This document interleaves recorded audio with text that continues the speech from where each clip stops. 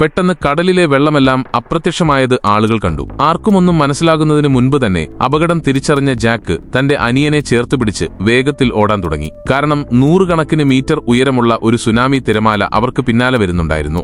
ഈ അപകട സമയത്ത് ജാക്ക് വേഗത്തിൽ തന്റെ അനിയനെ ഒരു കടയിൽ വെച്ചു. എന്നാൽ അടുത്ത നിമിഷം തന്നെ സുനാമി ആ പ്രദേശം മുഴുവൻ മുക്കി മുന്നോട്ട് നീങ്ങി. ജാക്ക് കടയ്ക്കുള്ളിലേക്ക് ചാടാൻ ഒരുങ്ങിയപ്പോഴേക്കും തിരമാല അവനെയും ഒഴുക്കിക്കൊണ്ടുപോയി. കുറെ നേരം വെള്ളത്തിൽ കറങ്ങിയ ശേഷം ഒരു കമ്പിയിൽ മുറുകെ പിടിച്ചു നിന്ന ജാക്ക് തന്റെ അനിയനെ തിരയാൻ തുടങ്ങി. അപ്പോൾ തന്റെ അനിയൻ ഒരു ടെലിഫോൺ പോസ്റ്റിൽ തൂങ്ങി നിൽക്കുന്നത് അവൻ കണ്ടു. അവൻ അനിയന്റെ അടുത്തേക്ക് ചെന്ന് അവനെ പിടിക്കാൻ ഒരുങ്ങിയപ്പോഴേക്കും ശക്തമായ ഒഴുക്ക് അവനെ വീണ്ടും അകറ്റിക്കളഞ്ഞു. അനിയനും പിടിവിട്ട് ഒലിച്ചുപോകാൻ തുടങ്ങിയപ്പോൾ ജാക്ക് വേഗത്തിൽ അവനെ പിടികൂടി. അല്പം അകലെയായി വെള്ളത്തിനടിയിലാകാത്ത ഒരു ഫയർ ട്രക്ക് കണ്ട അവർ ഇരുവരും അതിൽ കയറിപ്പറ്റി. ശേഷം ഒട്ടേറെ ആളുകൾ തന്റെ അടുത്തേക്ക് ഒഴുകി വരുന്നത് കണ്ട ജാക്ക് അവരെയും രക്ഷപ്പെടുത്തി ബസ്സിന് മുകളിൽ കയറാൻ സഹായിച്ചു. എന്നാൽ രക്ഷപ്പെട്ടതിന്റെ ആശ്വാസം പങ്കുവെക്കുന്നതിന് മുൻപേ അടുത്ത വലിയൊരു തിരമാല കൂടി അടിച്ചു. എല്ലാവരും ഓരോരുത്തരായി വെള്ളത്തിലേക്ക് വീഴാൻ തുടങ്ങി. വെള്ളം അല്പം കുറഞ്ഞപ്പോൾ ജാക്ക് വീണ്ടും അനിയനെ തിരയാൻ തുടങ്ങി. പലരോടും ചോദിച്ചിട്ടും അവനെക്കുറിച്ച് ഒരു വിവരവും ലഭിച്ചില്ല. അപ്പോഴാണ് അനിയന്റെ കണ്ണട നിലത്ത് കിടക്കുന്നത് അവൻ കണ്ടത്.